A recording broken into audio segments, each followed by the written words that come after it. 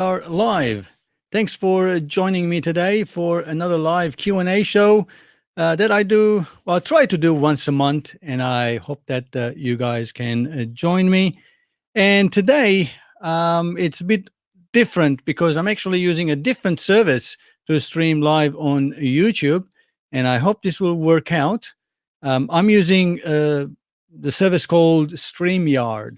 They're fairly new, but it looks like really great and fantastic way to do live stream, which also allows me to have people join in live into the conversation. So I know sometimes it's time consuming and hard to keep typing your questions on, when you want to ask questions in a live chat. But this way, you are pretty much when you want, you can join me, and if you have a webcam and a microphone, you can join me and ask the question, and hopefully I'll be able to answer. So we'll see how we go, and I hope people will join me and try this thing out.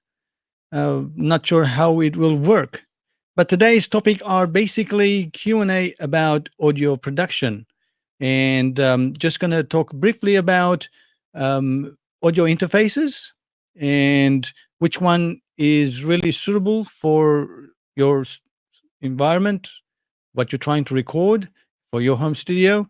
And at the same time, going to look into which DAW might be suitable, depending again what you're trying to record, what your workflow is. And following onto that is recording, how to actually record, what's the best way, what equipment you may or may not need. So that's all going to be included there. And finally, a little bit of production. So hopefully it won't be too long of a live stream, but I'm going to give it a try. So if you have just joined in, I have actually placed a link in the chat, live chat, on this side, somewhere there somewhere, where you can click it, and hopefully it will work, and I'll be able to see you and then make you join my live chat, ask me the question, and hopefully I'll be able to answer. Hope that works really great. And we have few people here already that have just joined in. I've got the Pete Jones, says, nice one, Vache. We'll try to be there for sure. Though a late night for my calculations. Well, it's about 7 o'clock here in Sydney, in the afternoon or evening. So it's not that late. It's good. So and I've got Johnny Lipsham as well. Says, hey mate, g'day Johnny. We haven't actually chatted for a while. Maybe this is a good idea, and see how we actually go. And we've got Johnny Lipsham, Hello. and it works. Hello. Well, hello, Johnny. How are you? I'm good, mate. Long time no see. How you been? I've been very, very busy, and it's 10 o'clock in the morning here in Edinburgh. Well, good morning to you. It'd be late there for you, eh? 7 p.m. Not that late. Okay. Yeah. Thanks for joining. I will keep you on hold. I just want to quickly ask what you think of this new live format that I have now. This is great. I've never seen this before. Yeah. How easy was it actually for you to connect? Oh, it was really, really easy, actually. It's just a case of just allowing Chrome to use my mic and camera, and then just put in your name that you want to show. Like it says Johnny Lipsham down there, which is the name that I put in. So very quick, very easy. Well, that's really good. That means in the future, in my next live shows, if time is okay and suitable for both of us, maybe we can actually do a live show together and have show. Absolutely. Why the heck not? Well, thank you, Johnny. Thanks for joining in. As you guys can actually see, how Johnny says it's quite easy to join me to ask the question. And the whole idea, I wanted actually to do this using this new platform called StreamYard. is to allow people to, instead of just typing these lengthy questions, be able to just come in, use your words to ask the question, and I'll be able to answer back and forth, maybe for a few minutes, and hopefully it'll make it easier for people to uh, explain the question, and then I'll be able to explain the answers in a better way. I think this is a great Oh, concept, good. a great Yeah. idea. Yeah, just while you're here, I'm just going to try. Say, yeah, I can make it this way, and I can make it this way. How good is that? This is really great. I could play around all day. But actually, I want to go into some questions. So if you got some questions, guys, and if you have just joined in, and I think we've got uh, Daniele Torresa joining in, says, hi, Vache. Hello. Thanks for joining in. And this is sort of unplanned, unexpected Q&A, because I thought it before the month finishes, I'll do a Q&A, because I try to do a Q&A at least once a month. And, instead of me typing in the comment section all those questions, this is an easier way to make it work and see how we go. So if you guys have any questions, feel free to ask, and we'll see how we go. Well, thank you, Johnny. I hope you're going to stay around and stick around. Yeah, And sure. I might need your help later on if there are any questions that you might be able to have a second opinion as well. Yeah, cool. Enjoy the show. Will do, mate. Thank you. Oh, there you go. That's how easy it is to actually join in. If you want to join in, there's a link in the link section above somewhere. Just scroll up. If you missed it, you can click on that. Use your webcam and your microphone if you're on a laptop as well, and you'll be able to ask me the question. Now, one of the topics that I actually wanted to cover was, let me see if this is going to work, is about audio interfaces. And the audio interfaces, which one is a good one? Well, that's a tough question, and I get asked all the time. Which audio interface is good for me? Does that work, or what about the quality and all of that? Now, one of the things that I can say, out of the many audio interfaces I have had and still have in my studio, it all depends on what you're trying to do, what you're trying to record. Before you sit down to purchase your first audio interface, and if you want to upgrade your interface because it's no longer suitable for you, then just write down what you're planning to do. A lot of people, especially when you're starting in a home recording studio, is you start with the smallest one. There are a lot of one input from Behringer, from Focusrite. I think even Personas have, single input, microphone or guitar input. I think those things are a little bit too limited to my understanding, because eventually you're going to end up using two inputs if you want stereo. So save your money, get the next one up. Get maybe the Presonus i2, that's a good one, or the Focusrite 2i2, or there's a few range in the Behringer range if you're tight in money and you are able to afford those ones. Go at least two inputs and two outputs. Now, the Behringer has really affordable ones, which is the HD 204 or 404 HD, UMC 204 or 404 HD. Those are really great to start with. I know Behringer has a lot of gets knocked out really badly about their quality product, but I have had Behringer equipment here, which I've had it for years and years. I'm talking about like 10, 12 years, and I still use them. And the one that I can vouch for is the one I'm using right now, where this microphone is actually connected. That was my first mic pre that I purchased, the Behringer VX2000. And it had everything that I needed in there, and I'm still using it. I still use it sometimes for voiceovers. So the quality is there. Sure, every product, every manufacturer is going to have some problems every now and then during the manufacturing. They fail. So people get all pissed off and saying, oh, Behringer is crap. But the same thing could happen in any other ones. Presonus, I have had problems. Focusrite, I have had problems. And, even Motu. Hell, I spent $1,000 back, I don't know how many years ago, buying the Motu, and it failed on me. The firewire no longer worked. And I had 2 units like that, the Traveler, and there was another one, the Mac, the initial one, and the Mac 2. So Motu, having a really great name as a brand for audio interfaces, for converting analog to digital, digital analog, I had that major problem and cost thousands of dollars, and it's unrepairable. I managed to repair one, but the other one I couldn't repair it anymore. So it was waste of money. So it can happen. So if you want to save money and start right at the beginning, start with what you can afford, but at least make sure there is 2 inputs and 2 outputs. Well, always going to be 2 outputs anyway, at least 2 inputs. But having 4 outputs or 4 inputs has a lot of advantages.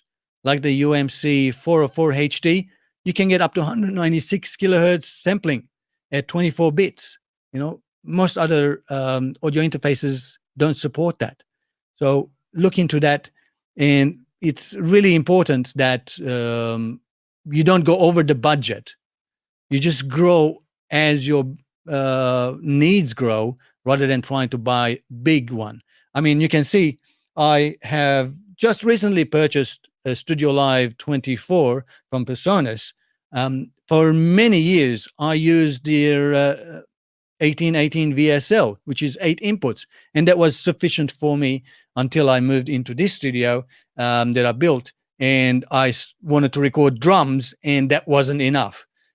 Sure, 8 microphones was enough, but if you've got a live band and you want to capture live performances as they practicing or doing practice sessions, you wanted to record.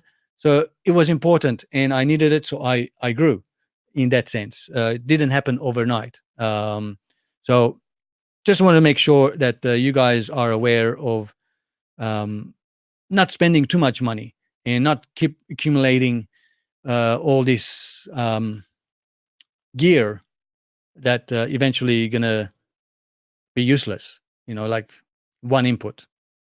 Let me know what you guys think. Since Johnny is here, I might invite him and ask him that question to see what he thinks as a second opinion. Johnny, you're on. What do you think about audio interfaces?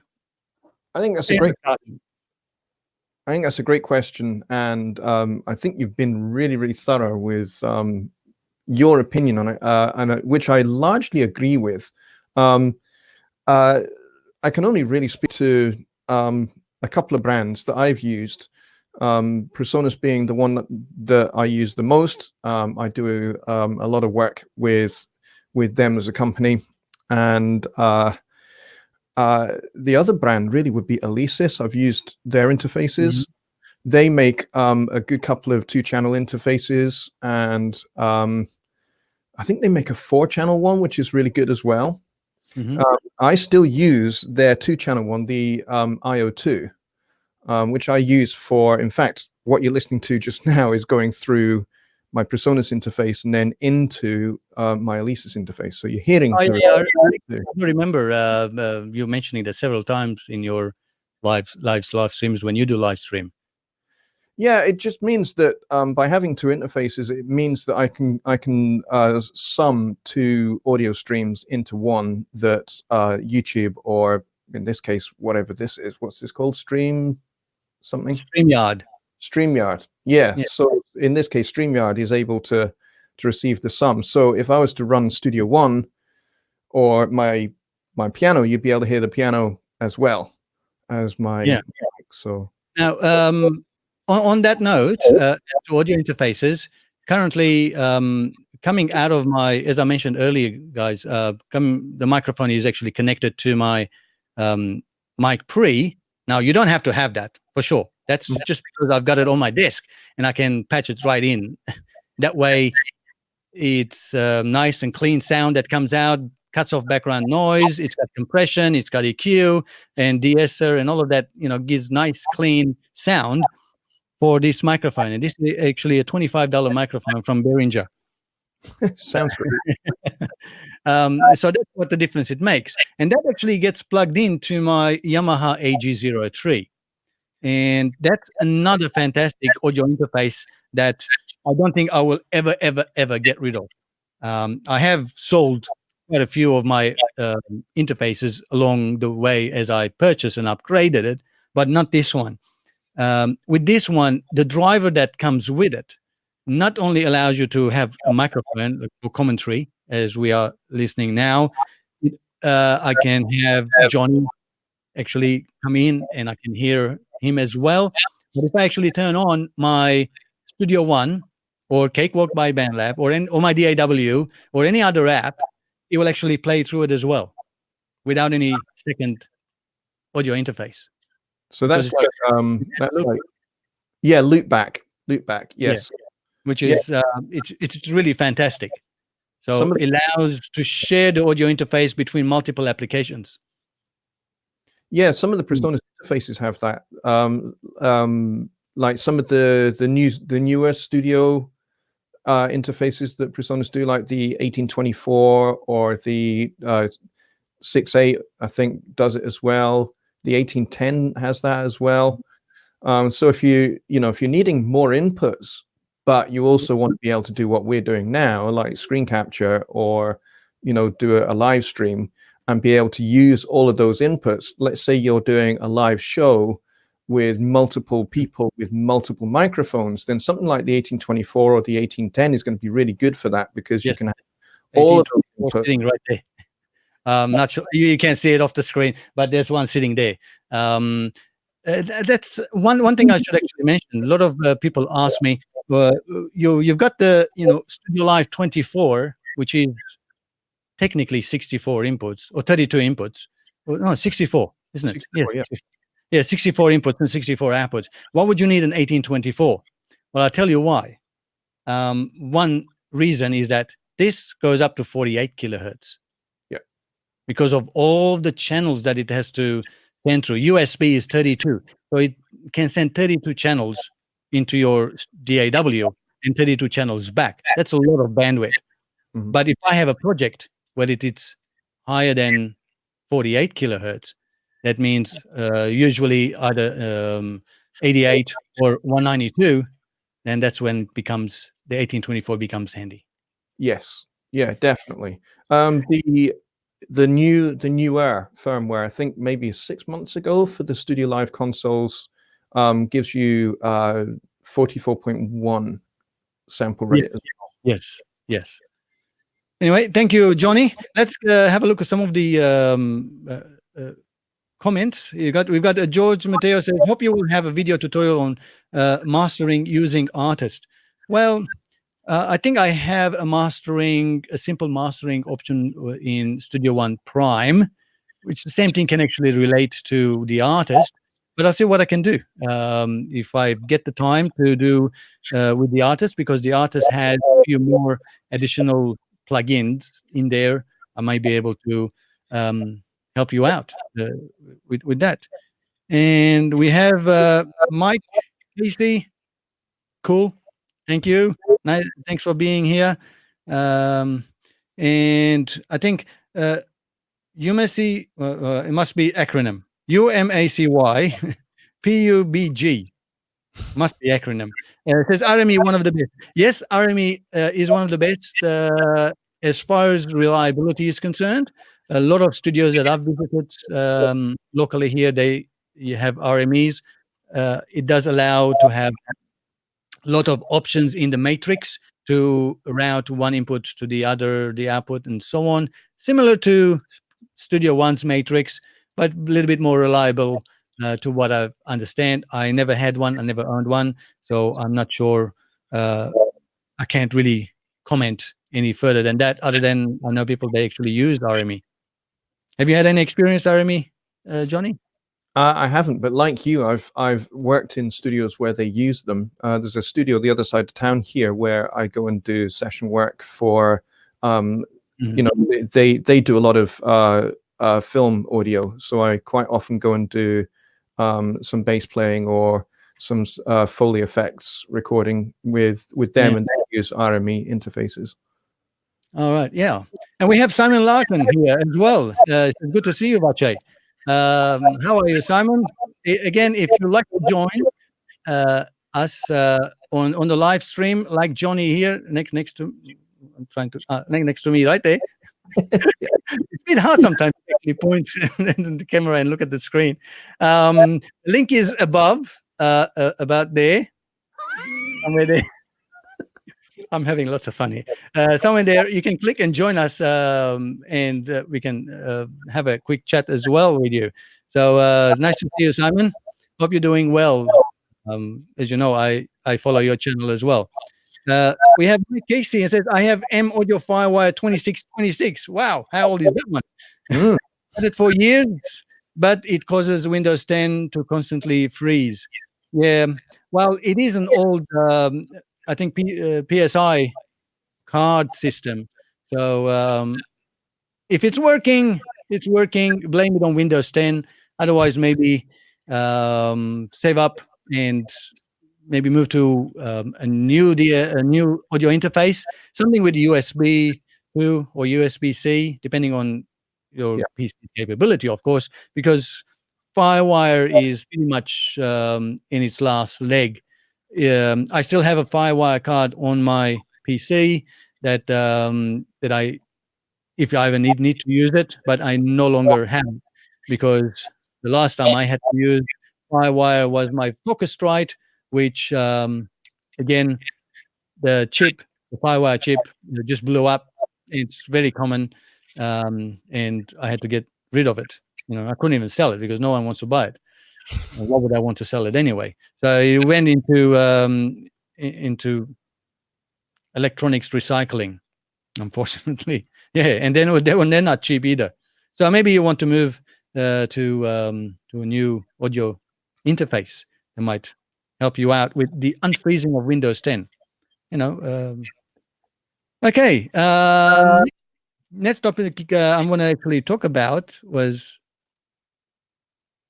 audio recording.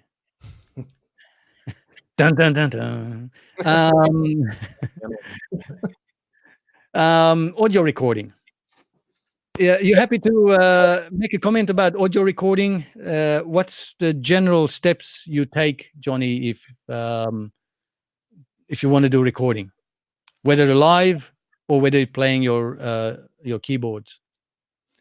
Recording is probably the most important phase of music production, aside from actually writing a really great song and being well prepared, well rehearsed.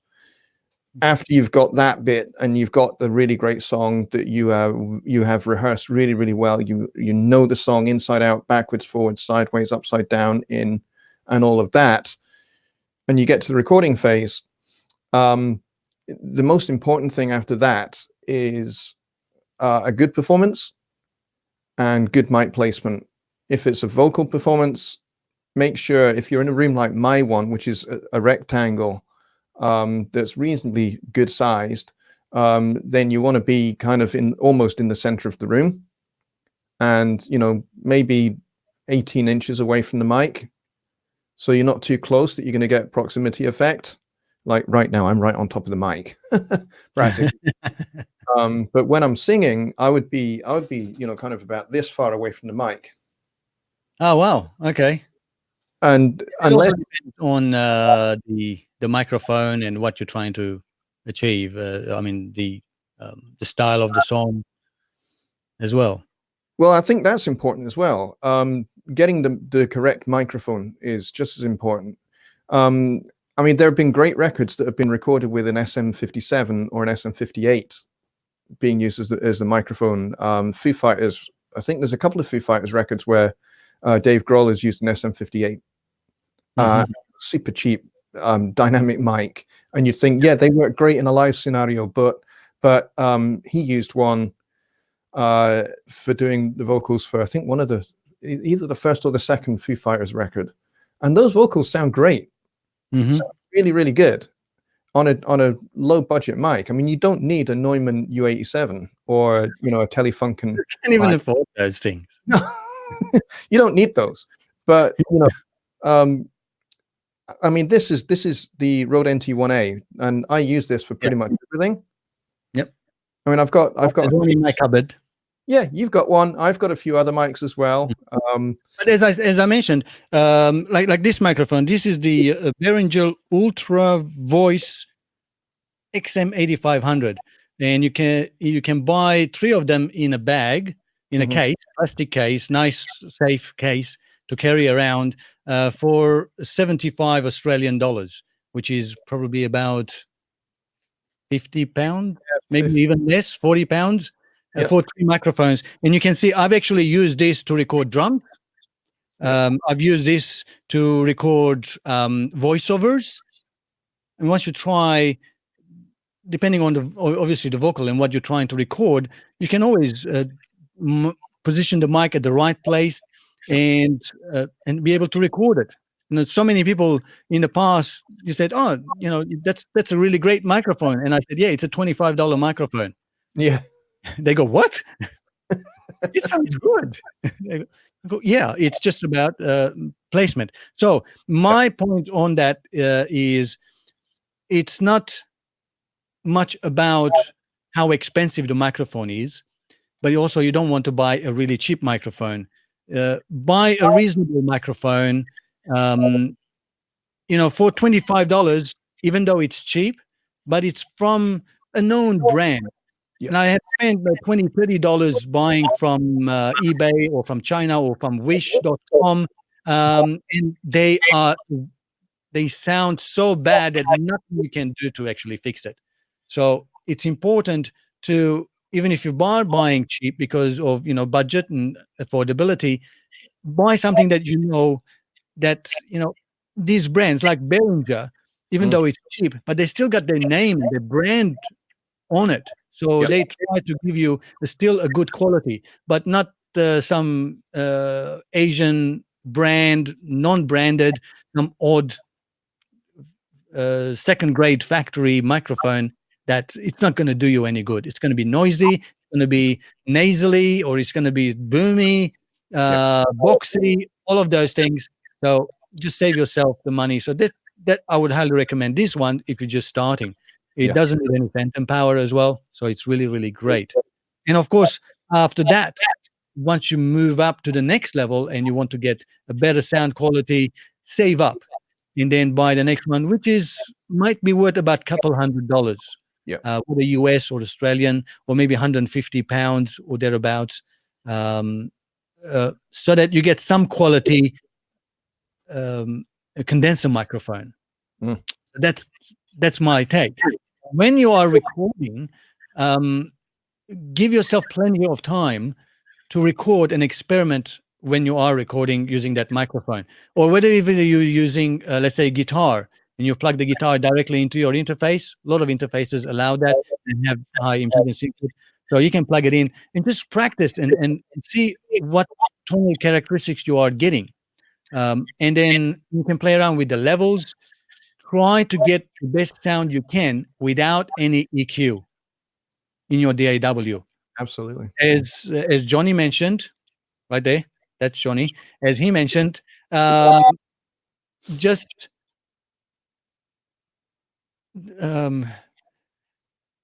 position the microphone where you want it to be, and you can get different microphones sort of tonality as you move back and forward. The same goes when you're miking a guitar amp, and so on. And you got to put the time in, because if you don't have the budget, you just got to put the time in, and that's how you can get a good results. And these days, recording in a DAW, noise not really a problem. You don't have to record it really hot.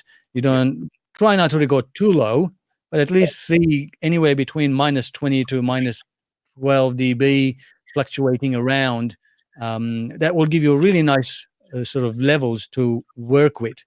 And of course, once you've got the good sound, then you can edit a little bit more in your DAW and have a great sound. Okay, let's have a look. Thanks, Johnny, for that, for your input as well. Let's have a look and see what questions we've got here.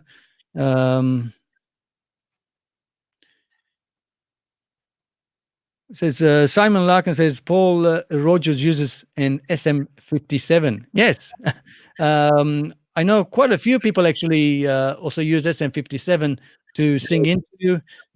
Same time at the guitar.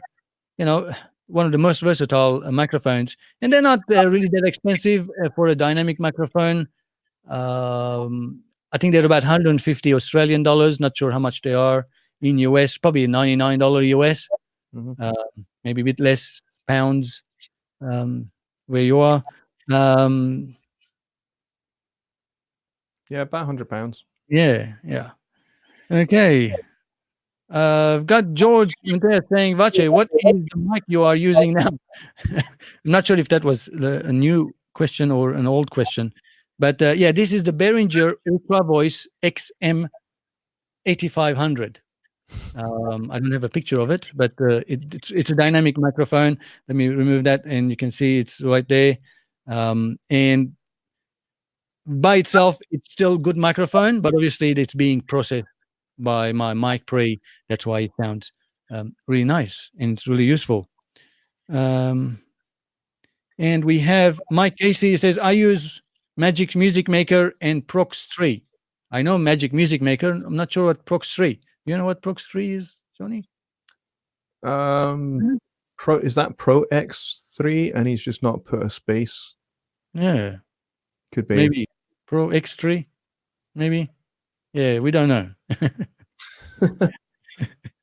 But anyway, so what do you guys think about this live show that I've got now streaming with StreamYard? I'm still testing it out, and it was really great for Johnny to come in and join me as well. So it's great. I know we've done a couple of videos in the past talking about music and audio production, but this is really great. It just all of a sudden you decide to join in, and it's really good. I was here and I could, Yeah. And if you like to join, like Johnny, feel free. There is a link up above that you can click and join, and I will accept. And we have Simon Larkin joined in here as well. Let's welcome Simon. Hello. There you go. Hey, Simon, how are you? I'm all right. Been a bit busy, but I'm all right. Simon, meet Johnny Lipsham. Oh, you probably already know him. I think so, yeah. Hi, Simon.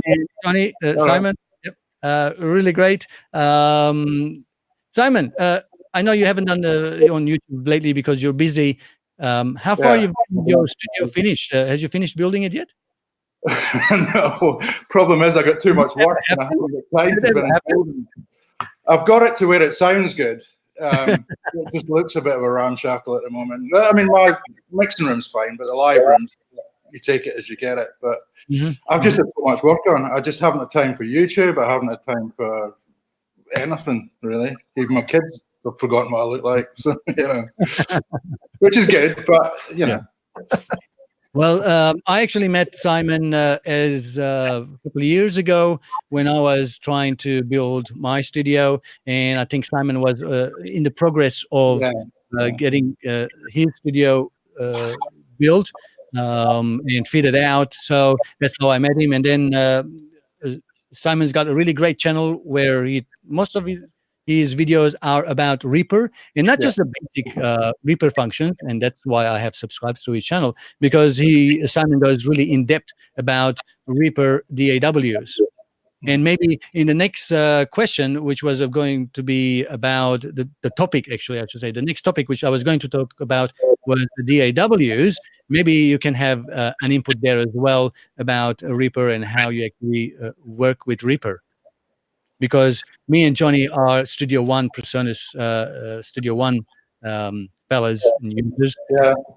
I mean, I do actually use Studio One a little bit at work. I work in a school of culture, as they call it, here in Sweden. and we've got a little small recording studio, so I can work part-time down there and help them out and stuff. So we've got was it Studio Live 1642 or whatever it is. Oh yeah.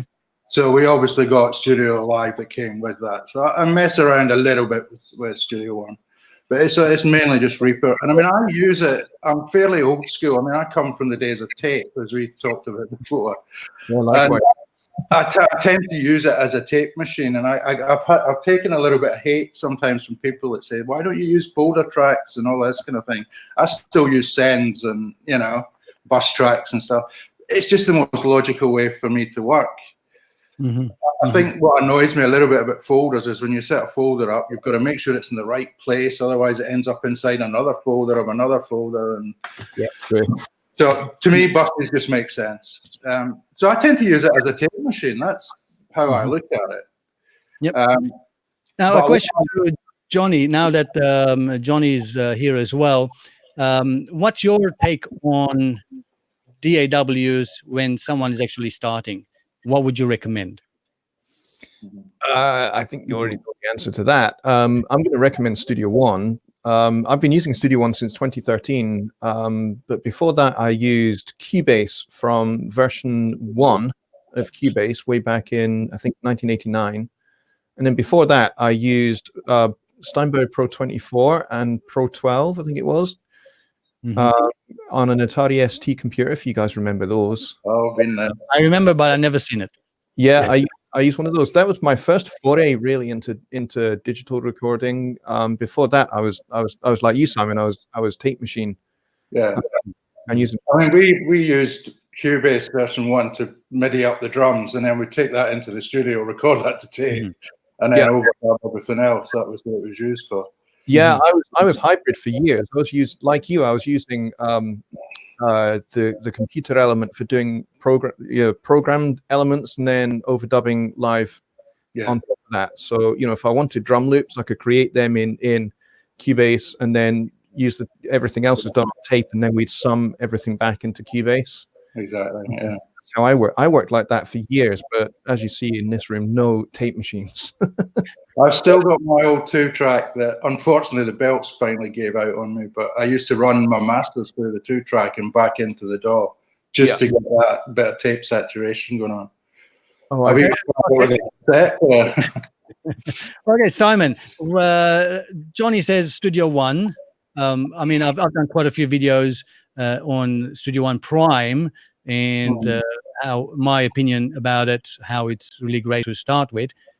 What is your take on DAWs? Anybody starting download as many trials as you can and find the one that works for you. Absolutely. That's the only way to do it. I mean, everyone can say, "Oh, this one's better, that one's better." It's everyone's different, so it's whatever works for you. Download the trials; they've all got, and test them out. Absolutely. That's my opinion. I mean, I can't tell anyone what to use. That would be wrong, Yeah. So all right. That's how I got where I am. I went through Cubase. I've been through Pro Tools. I've been through Ableton, the lot, until I settled. Yep. And we have Paul Bush says, "I'm just starting to use BandLab. Thanks for all your videos and a good advice. Cheers, Paul from Austria." Yeah, welcome. I'm great to actually see people that are benefiting from our videos. I've done not many, but quite a few videos on Cakewalk now by BandLab, and I've got a lot more videos on Personas. But I do plan to have more on Cakewalk as well, because I've actually started with Cakewalk a long time ago, and I have most of the DAWs is still installed on my laptop, whether it was Sonar X1 or Music Maker 7, Music Creator 7, Music Creator 7, and then Music Video, and now we've got the the Sonar, the full package there. So it's a great way to start. It's quite, it can be a big hurdle to jump over and to learn all those things because it's got so many. everybody is different learning curve, and they'll be able to learn differently. So some people will grasp Cakewalk quite easily, where other people I have had said, I can't even work out anything in Cakewalk, but I love Studio One, and because it's very intuitive and I can actually do things quite easily. So that's good. There we go. Here's a question. Any tips on construction of a studio? Watch Simon. virtual videos. Simple as that.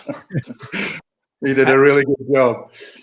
Have some reasonable DIY skills. I have none, so you'll never catch me building a studio at the moment. I'd rather, Well, before I actually started and built this studio that I'm in now, I had no skills whatsoever. No. And you're still alive. Actually, if you watch the video, I think the last episode or second last episode, and the last timber cut that I was actually doing with my circular saw, and I think I cut my finger, and it was for about a couple videos of the episodes in there. There's this big chunk of Band-Aid on it all the time, and I couldn't, and my finger just kept sticking up like that all the time. So I built the whole place with no incident whatsoever, and the last thing, I cut my finger. But yeah, if you want to know how to physically build the whole place, then you can visit my YouTube channel, and there is like 30 videos, 30 episodes from the flat ground all the way to the studio fitted out. You can watch and probably get some ideas. Again, I have to stress, I'm not a construction worker. Oh, no, what do you call it? I'm not a builder or a carpenter or any such thing. So make sure you follow the rules and the regulations, the standards for your country. I just had to follow what Australian standards were of how to place things and where to place things, reading the standards there and the law and regulations. So you need to follow that. Don't quote me on this, but it will give you ideas of how I actually made it and how I made it soundproof. I could have a live band here playing live drums, bass, guitars, vocals onto a PA system, and then in the middle of the night, and hardly anybody can hear outside. So that's how effective it has been, and I've actually demonstrated that on my channel as well. Or you can go to Simon's if you are doing fit out. I think he's got lots of information and ideas where he plays things as well. I think you've got your studio probably about three times as big as mine, isn't it? I think so.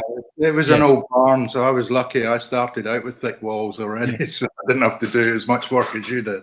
But, it's a reasonable size.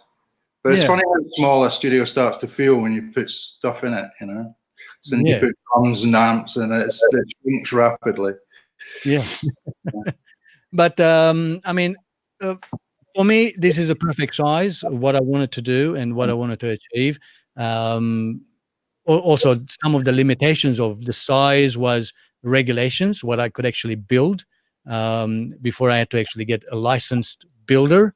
So that's why, but it was a perfect size. 20 square meters is the right size for me to be intimate. It's one room, so all the musicians are here. I'm in here when they are recording. Makes it really more intimate. When I'm, especially with vocals, trying to help them out, it's really great because I can actually be next to them, guide them, help them, show them tips and ideas how to improve, how close to be to the mic and how far to be the mic, and so on. So it works really, really great. But for some people, they like that separation of the control room and the live room. And I think that's what, Simon, you've got. You've got control room and a live room. Yeah.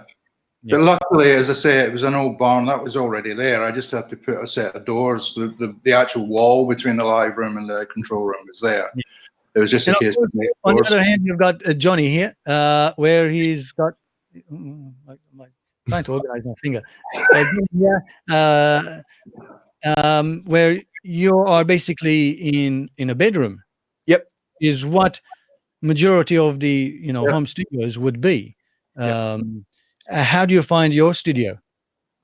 Well, I've been in here for just over a year now, and it's about twice the size of my previous studio, and I was in there for over 10 years. But so I'm still kind of feeling rather luxurious by the fact that I have so much space now, but compared to you guys, it's tiny. But basically, this is the master bedroom in our house. How I managed to pull that one off, I'm still not sure. My wife. I used to say I gave my wife the whole rest of the house. I only wanted one room. She could have the rest of the house. See? Well, See? as you can see, guys, it doesn't matter whether you're big studio, for a home studio, Simon's one is quite large, or a reasonable size studio like mine, or master bedroom size studio like Johnny's. It doesn't matter. You can still produce music. You can still record music, produce.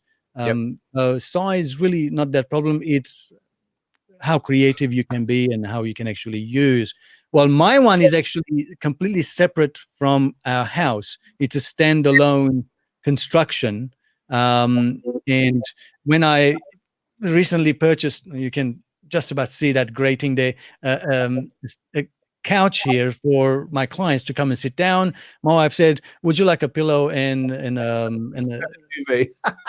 cover as well? You can just stay there and stop bothering me."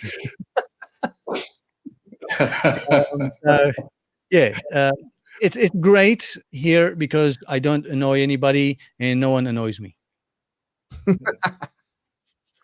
Until you start annoying yourself, Oh, well, yeah, but it's fun. It's fun. I mean, the other idea behind it is, especially if you are working from home, from your bedroom, whether you accept strangers to come into your house for the record, safety, security, and all of those things, where in my case, it's not a problem because no one's actually going into my house. They're actually coming straight here, and it makes it, away from the house. They don't have to worry about that, and they just walk straight into my studio, and they are here, and then they leave from here. So there's that additional aspect of it as well. Because if you're allowing people to come into your studio to record in your, if you've got in your bedroom or in your garage, you have to take into consideration safety and security as well, if you are taking clients on. Yeah, definitely, that's a big issue. I do more mixing and mastering than recording, but lately I've had a couple of folk bands in here recently. Yeah. We've got Ziggy Andel. He says, do you make living more from your own music or producing, recording other people? Well, let's take it with three of us actually do it. So I'll take my thing. No, I actually make not a living, but to pay the bills and electricity and all of that, and for a coffee every now and then from a coffee shop, I do record and produce other people here. I actually have about 3 songs on Spotify, and the 4th one is on its way. Just about finished recording my vocals, and mixing and mastering will be done very soon. Hopefully to be released my 4th single that I've recorded here. So to answer that question, no, most likely I make more money from the clients rather than my own music. My own music, I do it for demonstration purposes, to show people that this is what I can do, and this is for me. If I can do this, and if you like it, that means I can do the same thing, and if not better, for your music as well. So that's why I do it. What about you, Johnny? I have a few albums out there in the digital domain, and I still have some that are physical records. I didn't know about physical records. I know you had CDs, which I have heard or listened to quite a few of them. Yeah. Back in the 90s, I had a couple of albums printed to vinyl. So those are out there. I do make some money from that, but I think I make much more from mixing and mastering. But I also do session work as well. So Yeah. whilst I'm here, I have my fretless bass here, and I've got my Fender Rhodes, and I've got a few other instruments that I play as well, and I play on other people's records. Plus, I do sound effects and voiceovers as well. So yeah. What about you, Simon? Combining all of that. I've kind of been through all phases, I guess. I was a professional musician for the early 90s, right through, and was doing sessions, etc. And then got into the recording thing. I still kept doing the music for a while, but now I've finally kind of moved over to pretty much just recording. Although saying that, at the moment, one of the albums I'm working on for someone, I'm playing bass on it. So I'm kind of producing, I'm playing bass on it and getting people in to play on it. So I still keep my hand in that way. But yeah, nowadays it's purely recording and mixing. So between the school and here, that is my living. Yeah. Well, that's great. Thank you, Simon, and thank you, Johnny, for sharing that information. We have another question from Serving My Jesus. It says, with the majority of independent artists using download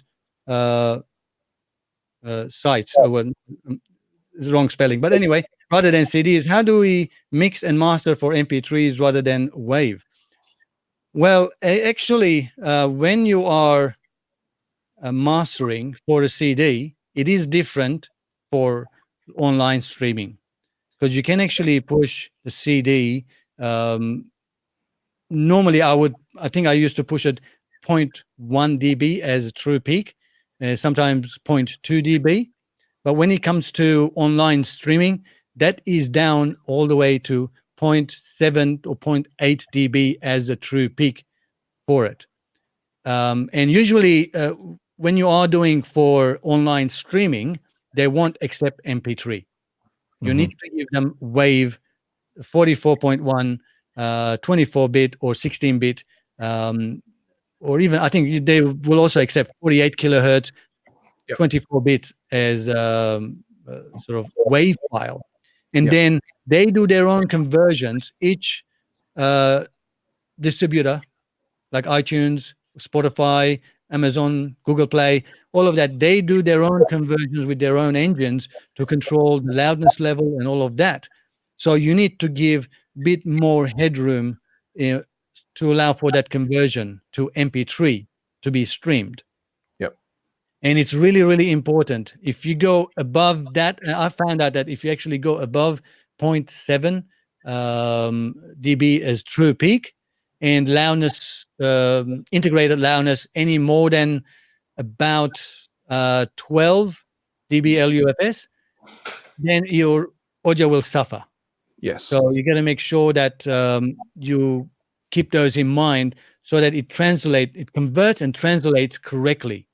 Of course, every time you listen to your Waive version into the Spotify or iTunes MP3 version, you will hear the difference, guaranteed.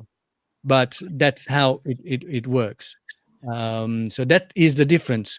These days, when I'm mastering, I actually ask whether they're gonna produce a CD or not. Probably 90% of the time, it's actually online streaming.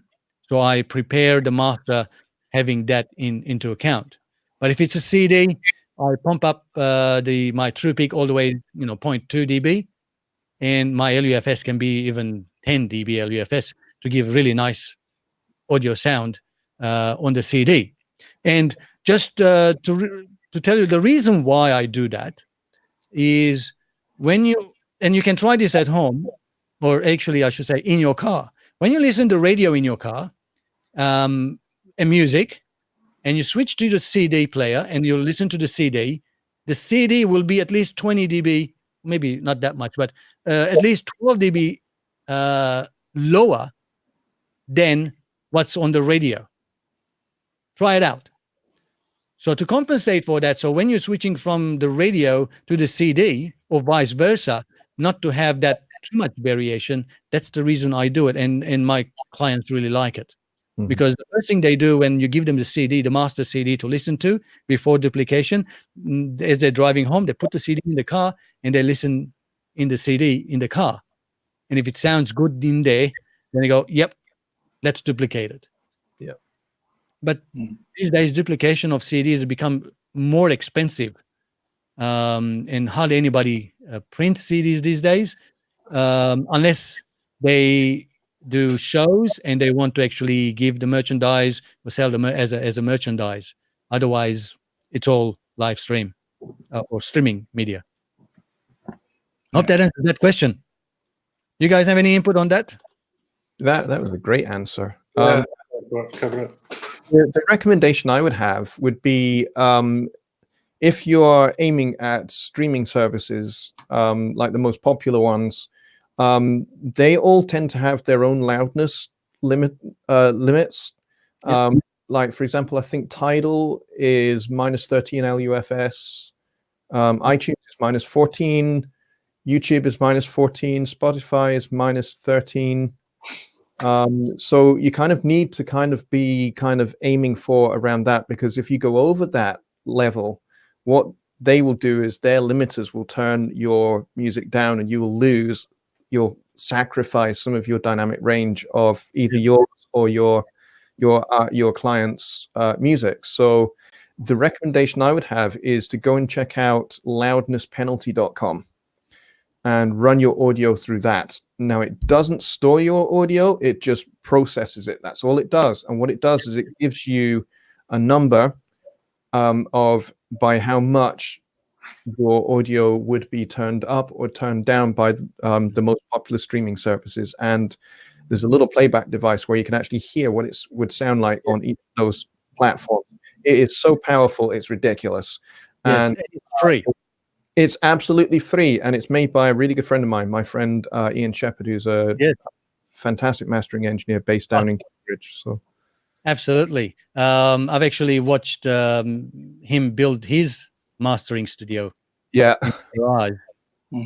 Not sure if you guys know it or not, but I've known him for a long time. And coming to that, if you are still concerned that you think it's not really uploading, because most WAV files on average 4-minute song is about 60 megabytes, and it takes about a couple of seconds, and then it's already analyzed it. So it's not really uploading anything. The program is within your browser. But if you're still concerned, you can actually purchase a downloadable plug-in version of loudness penalty. So that will probably help you as well, and support Ian. Absolutely. I was going to say that there was a plug-in version of that you can get. But I mean, I think the main thing is just leave some dynamics in your tracks, isn't it? It's simple. Just leave some dynamics so that when they do squash them, you've still got something left. Yeah. And UMACY says, don't worry about CD, they're dead. Well, to a certain degree, they are dying. Yeah. A lot of people like tangible things.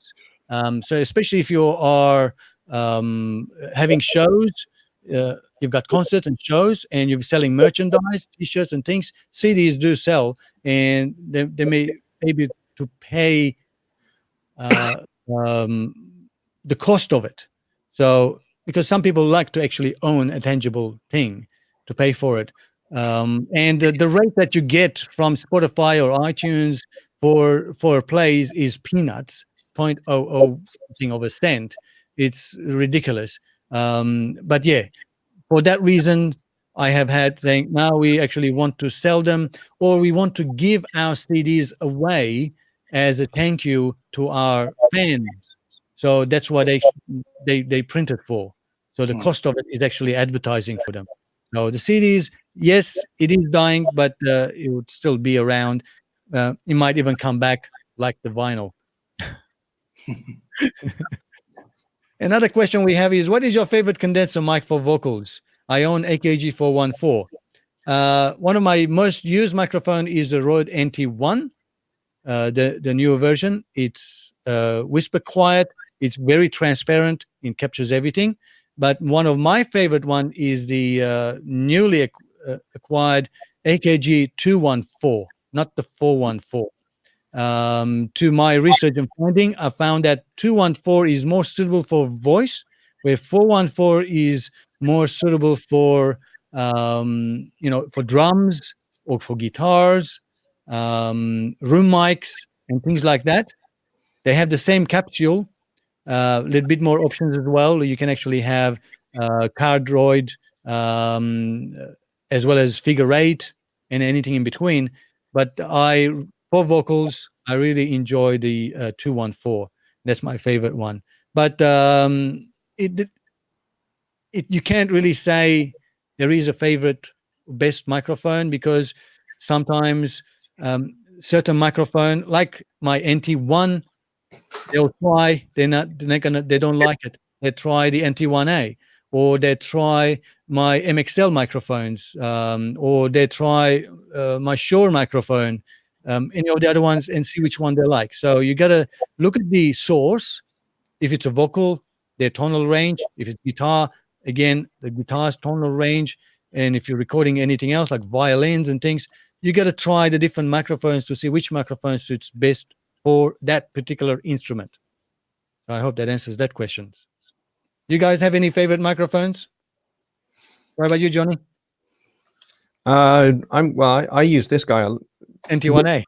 Yep, I use the NT1A quite a lot. I've also got an Aston Spirit and an Aston Stealth, and I've got a red mic as well, which I use if I want to get a really trashy sound, because it's not a great mic, but if you want to get a really, really trashy sound that just sounds obnoxious, that you can then blend in with other sources, like if you want to do a trash mic when you're recording drums, and just I put the mic out in the hallway, and you get all the nasty reflections off the hallway, and then you really compress that to Hades and back, and then you blend that in with your drum sound, and it just sounds glorious. I use that, but for vocals, it's mostly this guy or one of my Aston mics. Just to finish off, because we're just past the 1 hour timeline, to ask Simon, I think you've got the same microphone too, don't you? The Aston. I've got the Origin, yeah. You got the Origin.